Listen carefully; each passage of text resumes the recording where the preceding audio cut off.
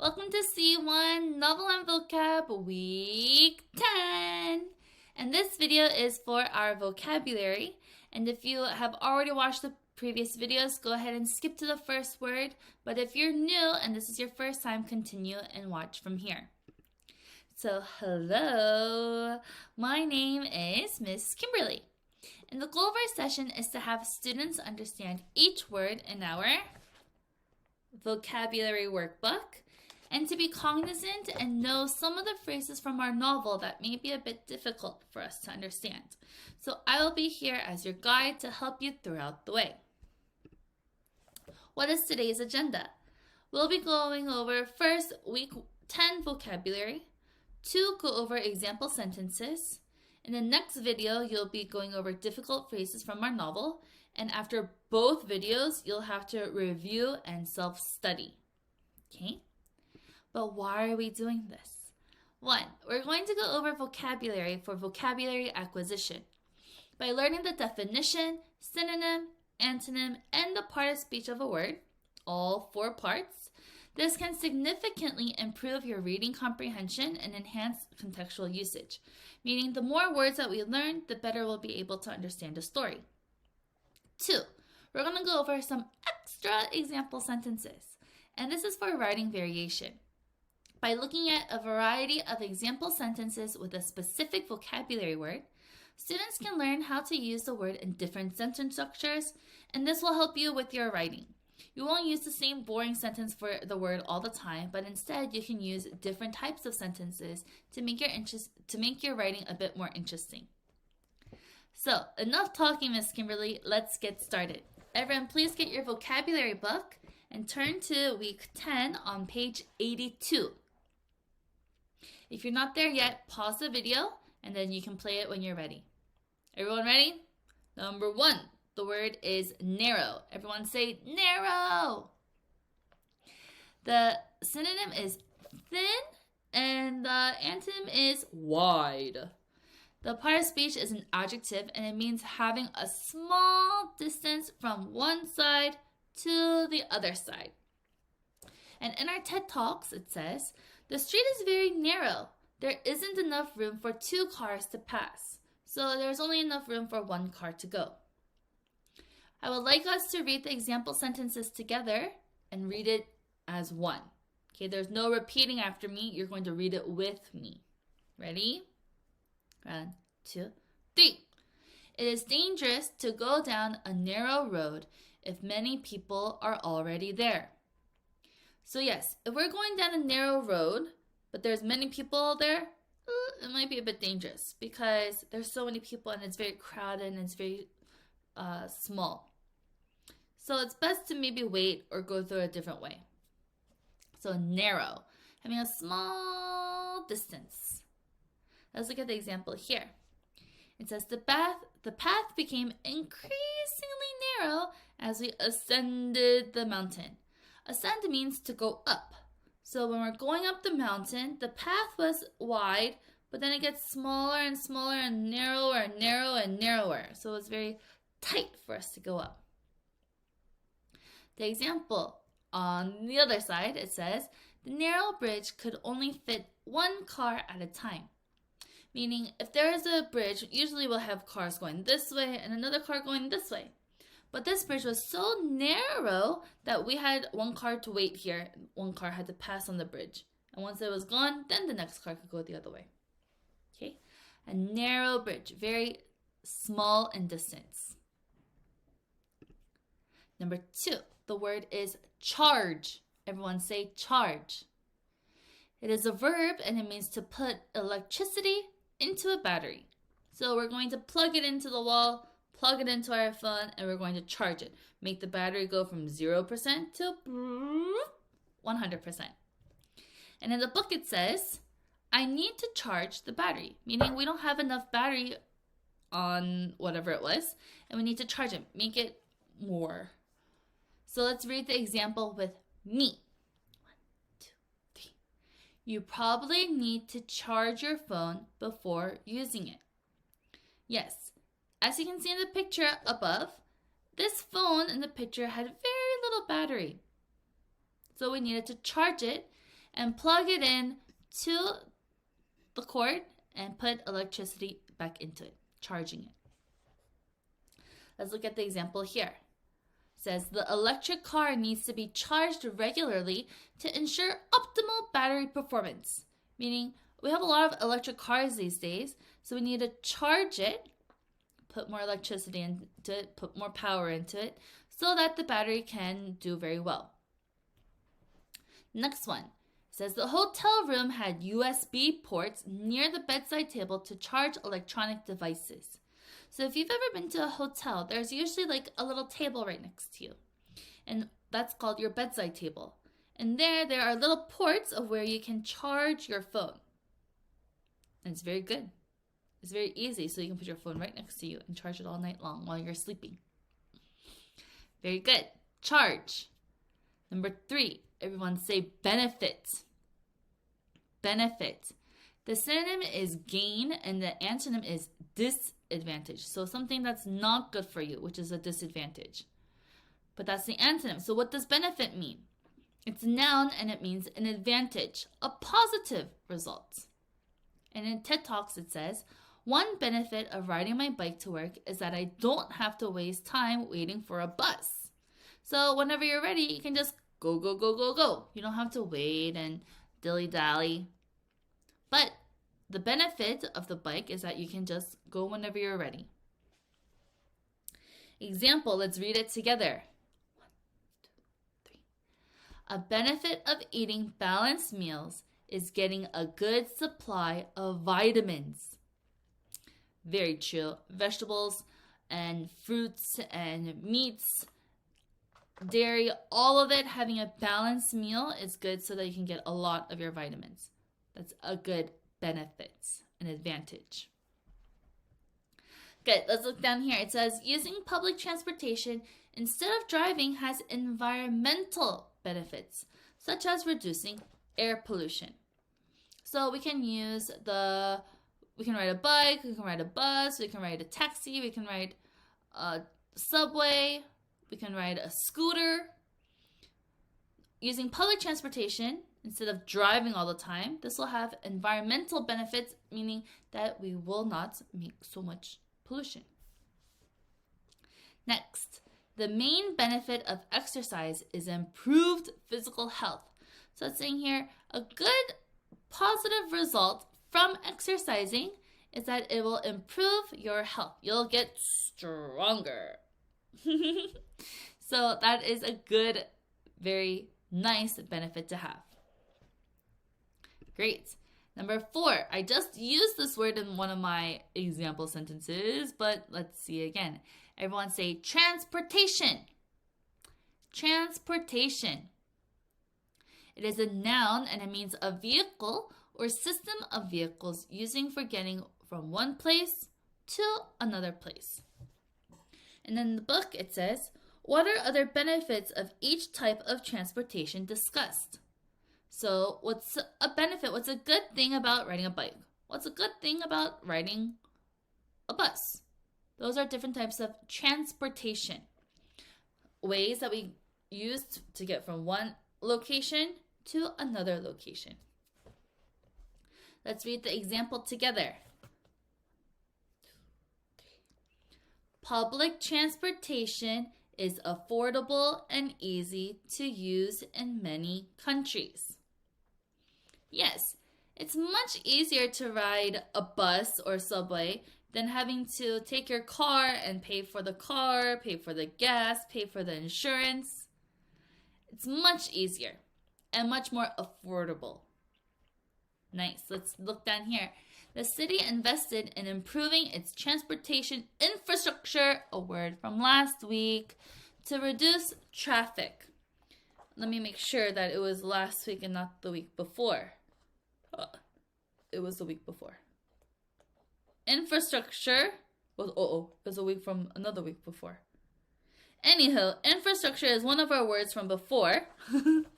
And here, the city, the government, made sure to put in money to improve transportation so that we don't have so much traffic. So maybe they had old buses that they couldn't use anymore, but then they used money to buy new buses. Next one, it says high-speed trains like KTX and SRT provide efficient transportation between Seoul and Busan, right?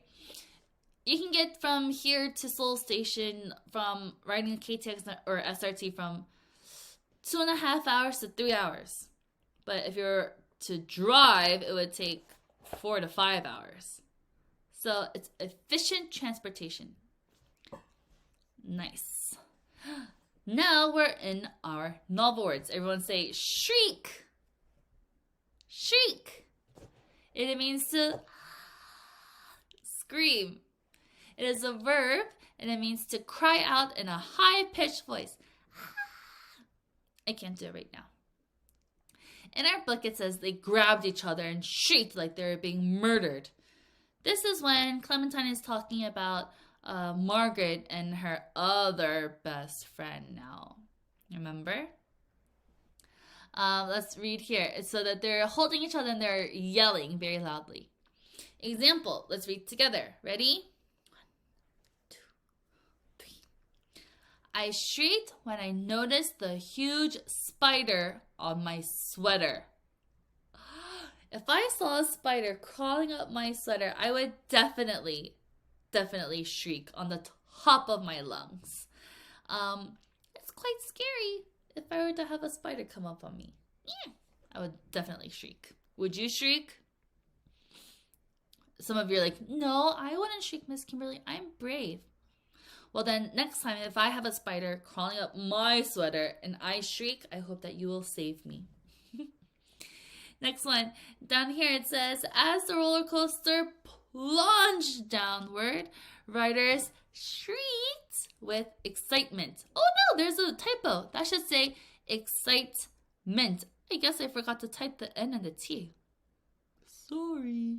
The next one, it says the unexpected scare in the movie caused the audience to shriek in terror. So maybe there's a scary part in the movie that something just jumped out and you're like, ah! Shriek. Very nice. Number 6, our word is resourcefulness. Everyone say resourcefulness. The synonym is cleverness and the part of speech is a noun. And it means the ability to find quick and clever ways to overcome difficulties. So it's a way to hurry up and find the solution in a fast, quick manner to solve it. And in the book it says, and resourcefulness and cleverness. I believe this is when she was talking to her father on page 84. Let me double check. I always say I believe this is when, but then I should just double check instead. Yep, this is when she was talking to her dad about the pigeons. Very good. Next, example. Read with me. Ready? She showed her resourcefulness by turning her old blue shirt into a bag. So here, she showed her resourcefulness of how she could use her old items and change it into a quick and clever way for something else. And she used it and made it into a bag. Nice. Next, down here, it says, the young boy demonstrated his resourcefulness by building a shelter using only branches and leaves. A shelter is like a house or like a safe place from danger. So this boy demonstrated his resourcefulness to find quick and clever ways to overcome his difficulty by building it with branches and leaves. Very nice. I wouldn't be able to do that. Or maybe I should try before saying I can't do it.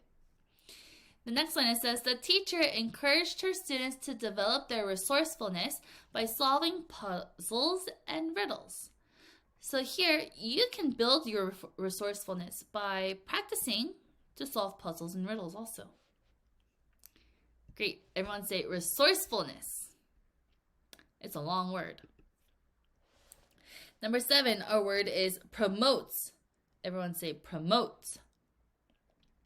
The synonym is raise and the antonym is demote.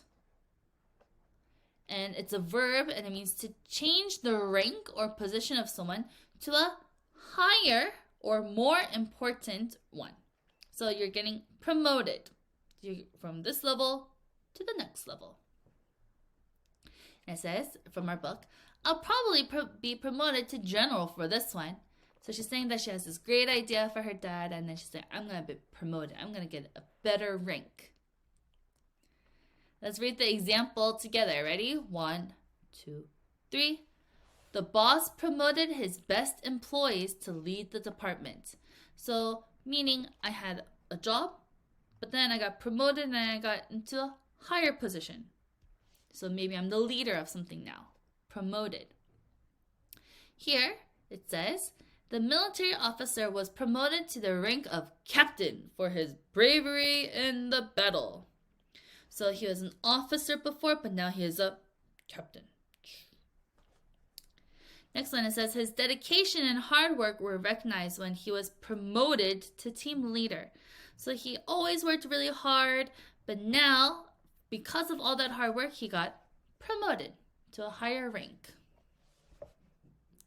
Nice. Number 8, everyone say hose. Hose. The synonym is spray, and the part of speech is verb. The definition says to clean something with water. So a long hose, like in this picture here, that shoots out water. That is a hose, a noun, but to do something, to hose something, means to clean it with that water. In the book it says, first my dad hosed off the sidewalk, then sprayed the pigeons until they flew away. So he's spraying all this water to first clean the sidewalk, and then hosing it so that all the pigeons will fly away. Example, let's read it together. Ready? He hosed his muddy car tires until they were clean. So he's just hosing it to make it cleaner. Let's go down here.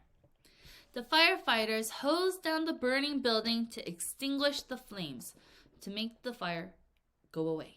They had to hose it, of course. Next one, it says, to cool down on a hot day, the children hosed each other in the backyard. And it's missing a period. Oh no, so many mistakes in this. I'm so sorry.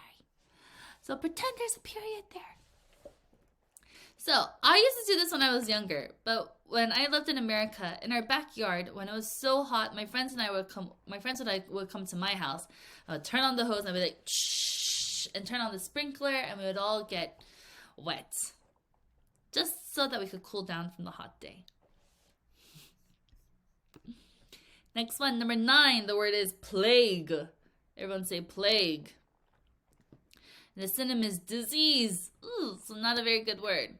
It's a noun and it means any serious disease that spreads quickly. And in the book it says, it's a little known fact that pigeons were the 8th deadly plague to visit Egypt.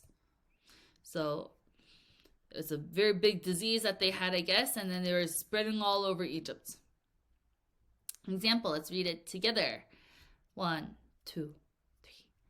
The deadly plague caused many people to end up in the hospital. So plague here means a very big disease that's spreading and spreading and spreading, and that we need to be very careful of. Example at the bottom, it says, despite having medicine, the plague continued to spread throughout the country. So it was so contagious, it kept going from one person to another. A very serious disease. Next, it says, doctors and scientists worked tirelessly to develop a vaccine to protect against the plague. So, same idea with the plague and medicine, but here we're saying that they worked really hard for this medicine to protect us from this very deadly disease of a plague. Very good. Number 10, let's turn to the next page. Everyone, we're now on page 84. Number 10, the word is astounding. Everyone say astounding. The synonym is amazing, and the antonym is ordinary. The part of speech is an adjective, and it means surprisingly impressive. So you're like, ooh, astounding. In the book it says, and then I had one of the most astounding ideas of my whole career. This is when she was thinking of a new idea when she was at someone's house because of something happened, remember? So, astounding meaning awesome, great, impressive. Let's read the example together. 1, 2, 3. His new sports car cost an astounding $15 million. That's a lot of money for a car. I wouldn't be able to buy it. Example here. She received an astounding score on the test, so she was able to get ice cream after dinner. So because she had such a great and awesome and impressive score on the test, her parents said, okay, you can eat ice cream. Good job. I will love it. Next one. It says the athlete's performance at the Olympics was astounding. So they did such a great job and it was so impressive. So even after the astounding performance, they probably got a gold medal. Number 11, everyone say clerk. Clerk. The synonym is employee and the part of speech is a noun. The definition says a person whose job is to serve customers in a shop. And then in our book it says, how big do you want it? The clerk asked back.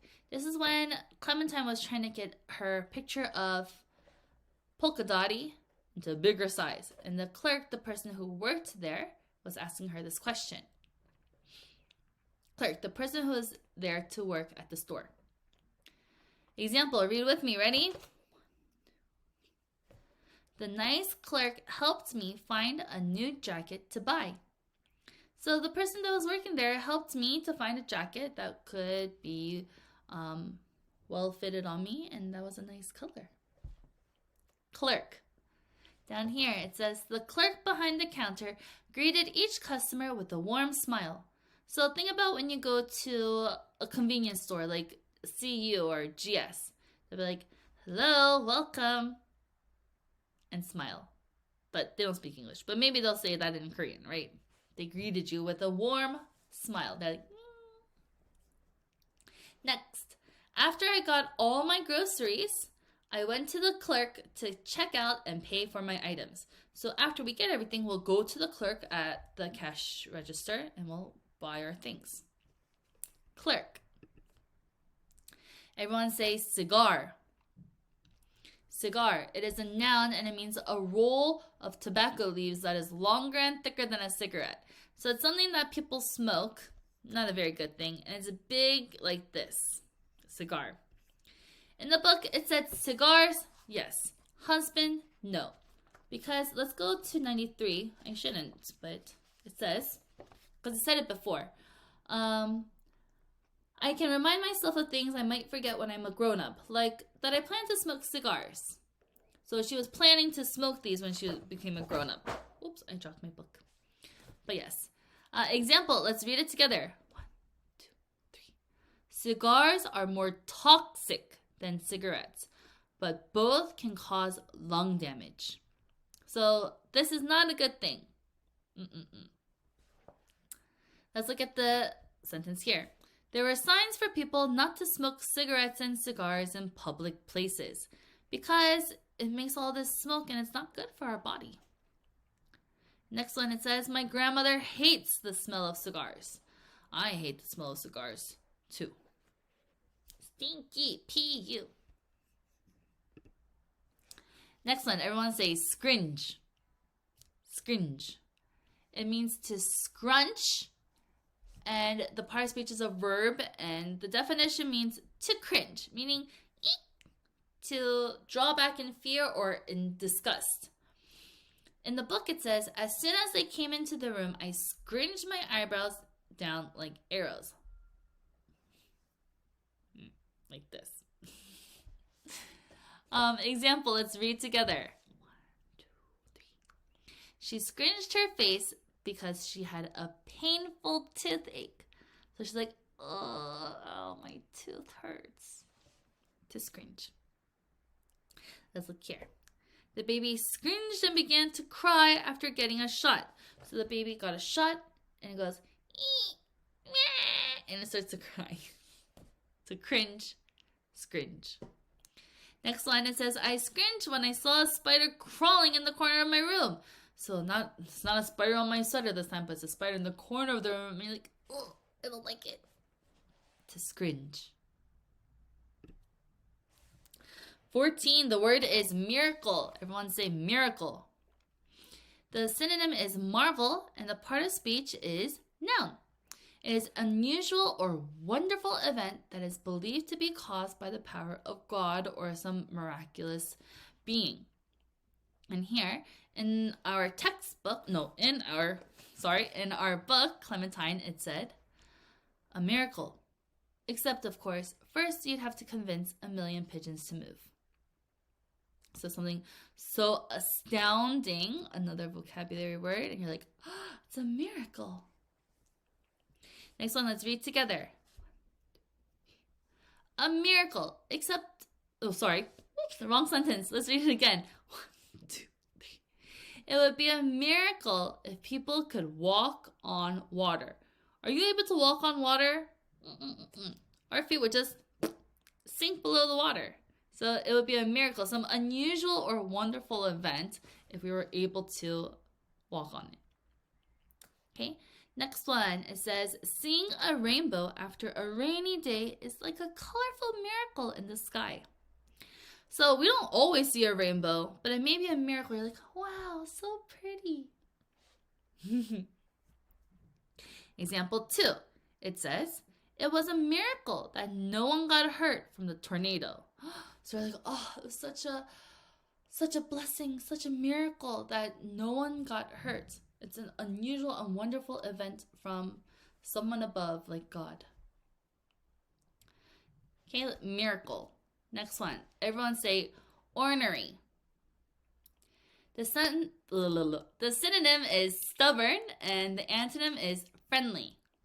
The part of speech is an adjective and the definition says grumpy and hard to please. In our textbook, it says, Rose woke up hungry as a bear in spring, but not the least bit ornery. So even though she was super hungry, she wasn't grumpy or angry. Let's read the next example together. 1, 2, 3. The ornery old woman is always treating everyone around her very rudely. So this grumpy grandma is always very mean. I say grandma because of this picture. Let's look at the example here. It says, the ornery cat hissed at anyone who passed by it. So this cat was very grumpy. Maybe it was a cat living outside, a stray cat. So maybe it's very ornery. And it hisses at everyone. Example 2. We ignored the ornery man yelling at the restaurants. So maybe some man was very angry and grumpy because his food was wrong. And then he's like, bring me back my new food. So then we just decide to ignore it. Very good. Number 16. Shh. Everyone say slumber. Slumber. It's a noun and it means sleep. And in the book it says there was nothing quiet about her slumber. There's nothing quiet about her sleep because maybe she was snoring. Example 1, 2, 3.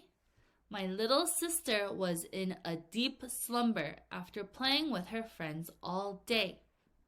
So, to be sleeping, slumber. Next one. It says, after a long hike, the tired hiker enjoyed his slumber. So after hiking, he was like, shh, I'm so glad to be sleeping. Shh, slumber. Okay.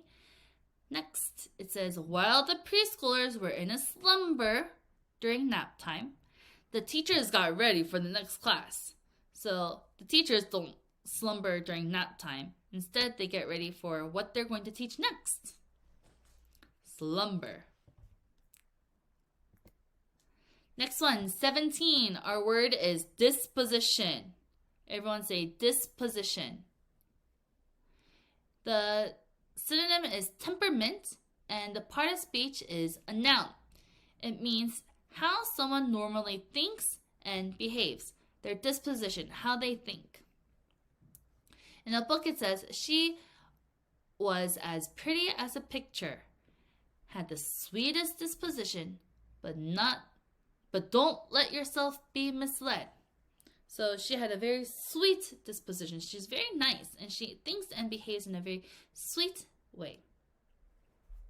Example, let's read together. 1, 2, 3. I enjoy spending time with my friend because she has such a happy disposition. So someone who's just naturally positive and happy. They have a happy disposition. They're always happy. How they behave. Next one, down here, it says her optimistic disposition allowed her to see the bright side of every situation.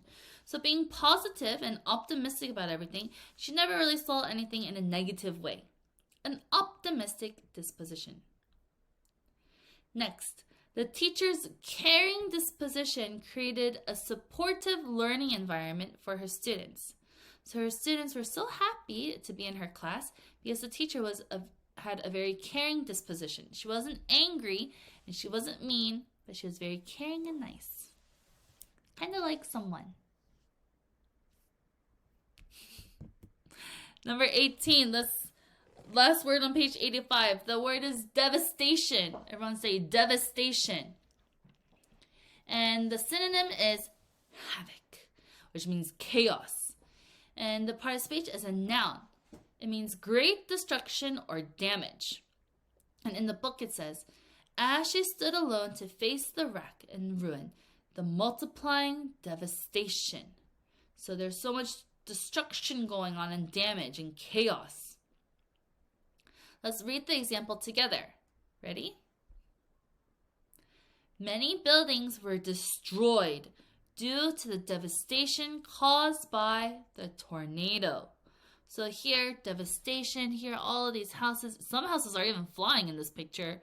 Oh my. There's a lot of chaos and destruction and damage, which is devastation. Very good. Let's look at the example here. The earthquake caused widespread devastation throughout the city. Oh my. So because of this earthquake, maybe buildings have collapsed or the road was torn apart. We don't know. Next, it says, many businesses faced devastation because of COVID-19. Yes, when Corona first started before, a lot of businesses faced devastation and a lot of damage because people weren't able to go out as much anymore. Very good. Number 19, let's turn the page to 86. The word is greenhouse gas. Everyone say greenhouse gas. It is a noun, and it means a gas in the Earth's atmosphere that traps heat. So it's not good for us. Let's read the example together. 1, 2, 3. Factories produce a lot of greenhouse gas and negatively impact the air. So here, these greenhouse gases is not good for our Earth, and it's very bad air pollution. Let's look at this example sentence here. It says, scientists are concerned about the increasing levels of greenhouse gases in the atmosphere. And why? Why are greenhouses so bad? Let's look at my next example sentence. It'll definitely explain it to you. Greenhouse gases act like a blanket, trapping heat and warming the planet's surface. That's why we have a lot of climate change and global warming. This also affects it because it makes our Earth hotter and hotter and hotter because the heat can't escape. Number 20, our last word. The word is emission. It is a noun and it means a pollutant that is discharged into the environment in a gas or vapor. So emission, all these gases that are not good for us. Let's read the example together. Emissions from cars are responsible for a lot of the air pollution in the city. So we have emissions from cars that come out and it's just not good for our air. Bad air pollution. An example here, it says, people can reduce pollution by making changes that minimize emissions, meaning to decrease how much emissions are put into our air. The next one, it says the factories' emissions caused air pollution in the city. So maybe factories also, they have emissions coming out from the factories in gas form that go into our air, which is also not good. Very good, everyone. We are done with week 10. So now it is time for you to review and self-study. Review all of the words again. This time you read it out loud. And make sure that you complete the homework pages on 87 and 88. And also, don't forget to write down the example sentences in the white box. Okay? And I'll see you in our next video for our novel. Thank you. Bye-bye.